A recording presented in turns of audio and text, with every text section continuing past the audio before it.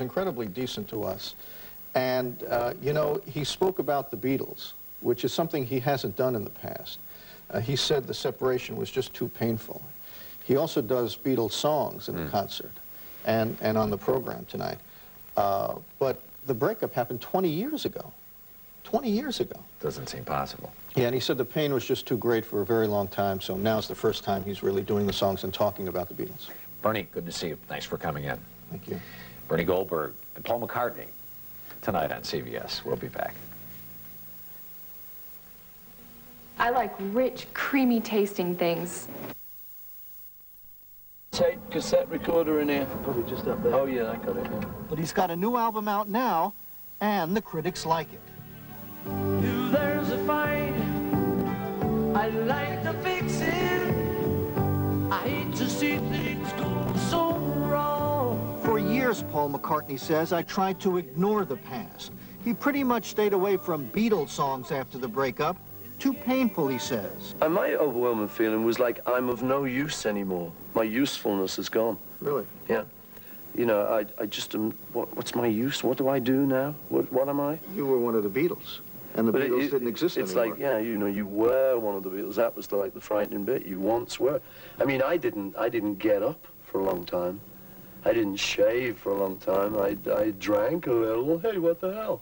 Yo, let's go for it. We got time off, guys. Why shave? No one's coming round. And the difficult thing for me, that an ordinary guy being laid off would encounter was people like yourself would sort of say to me, once I was trying to make a return to the world, you know, and start doing interviews as kind of, you quote, your ex-Beatle.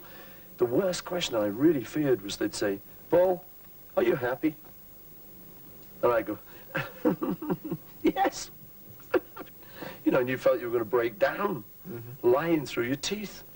You weren't happy at all, you know. But now, half the songs in his concerts are from the Beatle days. McCartney seems to have come to terms with the past. I feel like an Olympic champion who got a gold medal. I got a gold with the Beatles, you know. So I'm not going to kind of say, no, I didn't, or I hate them for getting me a gold.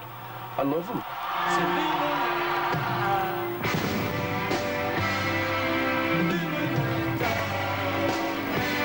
Paul McCartney seems to have it all, money, fame, but he also has something to prove to the fans, to the critics, to himself, that at 47, he still has a future, that he's not just an ex-Beatle. Bernard Goldberg, CBS News, Chicago.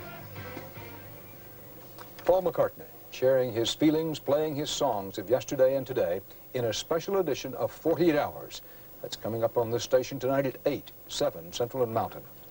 For the moment, that's the news of our world. Dan Rather for the CBS Evening News. See you soon on 48 Hours.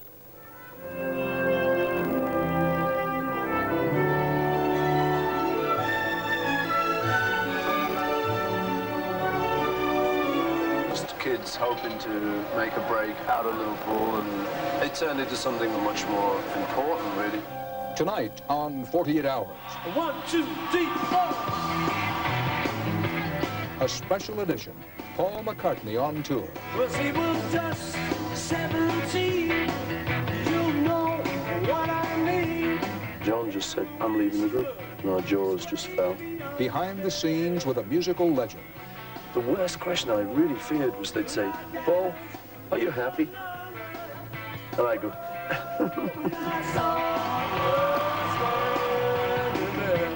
Backstage. and he just came up to me and said, I'm going to buy your songs, you know? And I went, yeah, now. Great. It was really tough, folks. You're Paul McCartney. Offstage. In fact, one evening I entertained Jesus. It was very nice, actually. I gotta see him. I mean, I want it. On stage. I feel like an Olympic champion who got a gold medal. I got a gold with the Beatles, you know.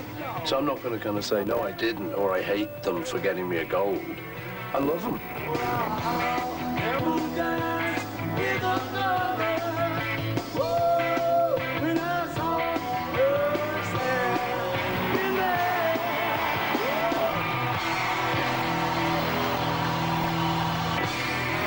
Paul McCartney. To millions of Americans. Plane crash just outside New York City. This was Avianca Airlines, a flight from Bogota to New York's John Kennedy Airport with an intermediate stop in Medellin, Colombia. Avianca Airlines Flight